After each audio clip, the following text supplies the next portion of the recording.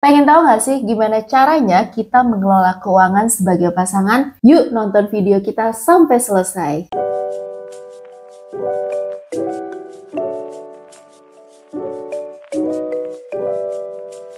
Halo guys, apa kabar semuanya? Kembali lagi bersama gue Molly dan di sebelah gue selalu ada Kenny. Halo guys. Hari ini kita lagi duduk bareng lagi untuk sharing-sharing lagi ke teman-teman. Dan hari ini kita mau ngebahas gak jauh-jauh dari pengelolaan keuangan. Untuk kita mengelola keuangan yaitu kita punya tabungan bersama. Pemasukan secara mingguan ya. Jadi bisa dibilang kita setiap minggunya selalu menyisihkan dana untuk kita masukkan ke dalam tabungan bersama. Tapi ada juga sebagian yang kita sisihkan di tabungan pribadi kita masing-masing. Untuk jumlahnya itu kita percaya masing-masing keluarga, masing-masing pasangan punya hitungannya sendiri-sendiri. Dana yang biasanya kita masukkan ke dalam tabungan bersama itu umumnya cukup untuk membiayai kebutuhan-kebutuhan pokok bersama. Karena konsepnya kita kan keterbukaan ya sebagai pasangan gitu. Jadi kita bikin sesimpel mungkin aja gitu dan sefleksibel juga. Jadi kita buka tabungan bersama dan itu tuh yang kita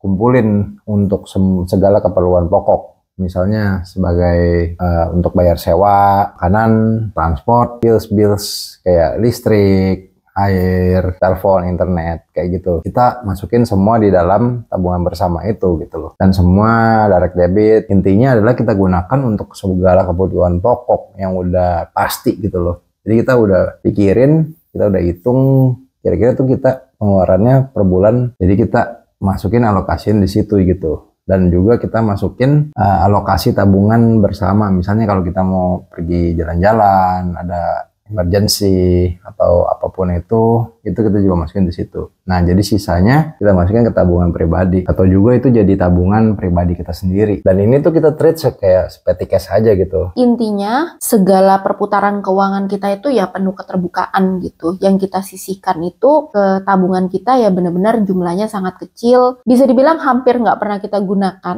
Hanya sebatas apa sih? Kadang kan manusia kayak merasa kayak ya perlulah untuk punya pegangan pribadi aja. Lebih ke kayak gitu aja sih. Tapi kalau misalnya secara umum ya pengeluaran kita hampir semuanya ya di tabungan bersama itu. Selanjutnya yang kita lakukan itu adalah setiap pengeluaran kita pasti ada perhitungan budgetnya. Kita berusaha mencari akomodasi, belanja, grocery itu ya sesuai dengan budget yang sudah kita tentukan. Jadi ya kita selalu berusaha untuk setiap pengeluarannya kita itu ya memenuhi kebutuhannya kita, bukan hanya sebatas keinginannya kita. Agar supaya setiap pengeluaran kita itu bisa selalu on track dan sesuai dengan anggaran-anggaran yang udah kita tetapkan setiap minggu atau setiap bulannya. Dan selanjutnya juga seperti yang tadi Kenny udah sampaikan ke teman-teman ya, salah satu alasan kenapa kita punya tabungan bersama itu yaitu tadi untuk adanya keterbukaan dalam segala hal yang berkaitan dengan keperluan kita sebagai pasangan suami istri. Jadi balik lagi ya yang kayak tadi yang ke awal, bahwa konsep keterbukaan itu adalah yang utama dalam hubungan kita gitu kan, salah satu faktornya. Nah, jadi